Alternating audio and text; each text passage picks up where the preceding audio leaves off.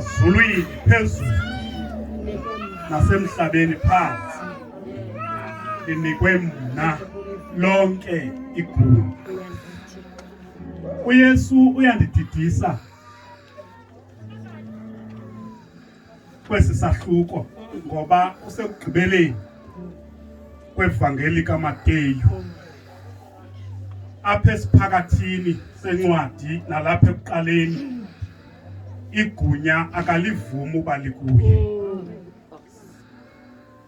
Namntu uthile owayenemincili emncedile wathi xa esikelela uYesu wathi sinethamsanqa sizalwe sathwala wena nombelo wawanyisayo.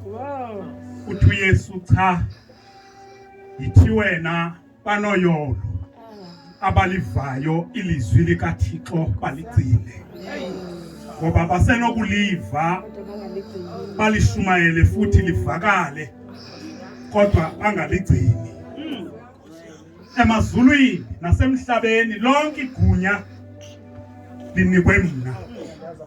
Xa ndiyeka ke tata ondibolekileyo, umuntu onegunya awumxelelwa, uyabonakala umuntu onegunya. Ngoba lelokuhlaba yinhlabi yomzi othile, yabonakala umuntu onegunya. Uthi noba kukho izinto abangambikela izona ubeza azohlaba, mhla bamxelela afike kukho amathambo ento eyayihlinziwe kuqala, athi la mathambo angathi matha nje, ngubani lo wayehlaba apho? Bantwana bakaThixo, umuntu onegunya ubonakala noba sehamba apha amakhwapheni uba ngathi unamathumba, ufika ingalo ezivulile khongoza. Bantwana bakaThixo, ngoba ugcine igunya alinikiweyo. Bantwana bakaThixo, kula madoda anobukhwe iyajonga nasemzini xa iphakelwa, xa isidima sayo sisahleli isasebenza. Ngoba xa sele indoda seyingasasebenzi, isidima sayo saxa isebenza asifani naxa sele ingasasebenzi. Sakuba ngathi le nto ndithetha yithini? Amen. Bantwana bakaThixo, iyalibaleka nento yokubekelwa ethileni into edliwayo. Bantwana bakaThixo, uyibona ithetha nabantwana izama ukukleyima igunya layo lokuba ngumnikazi mzi, ivisa unina wabantwana ithi besanilibela nabantu abamnotho ngutata wekhaphu. Bantwana bakaThixo, le nto ukudla kwam kuza kanje, isikotile samsikho. Bantwana bakaThixo, umuntu onegunya ungabona kakuhle nakule mizi kuphethe amantombazana.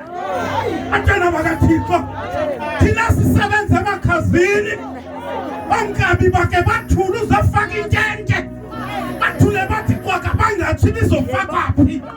Sifike thina sibuze emadodeni uba le ntente ndiyiphethe ngizoyifaka phi. Linikwe mnigunya.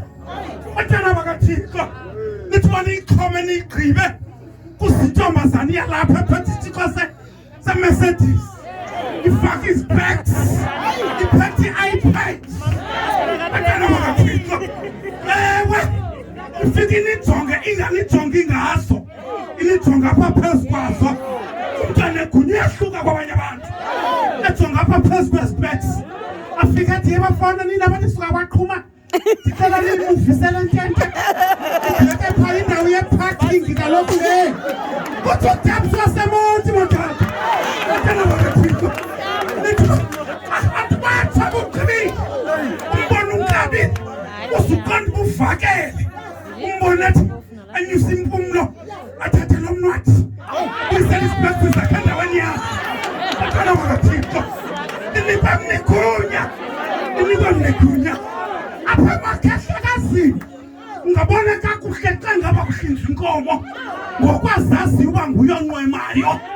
Bantwana bakaThixo, nguyonqwemayo noyabayo, akhuphe amantombazane yomakotini yabafazi, athathe ipheyili okanye ibhaketi ngokwamanzi akhona, athi ndisayemlanjeni uyazinto kakwa azawuyenda yena.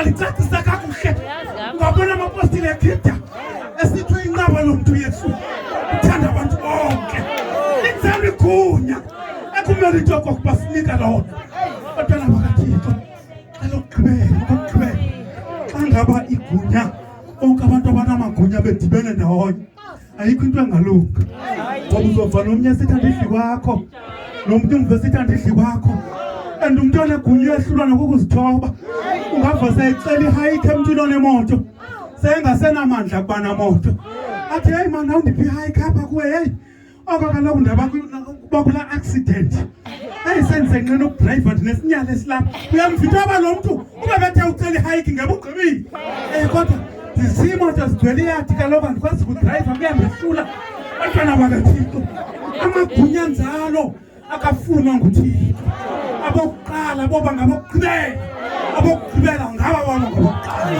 amen.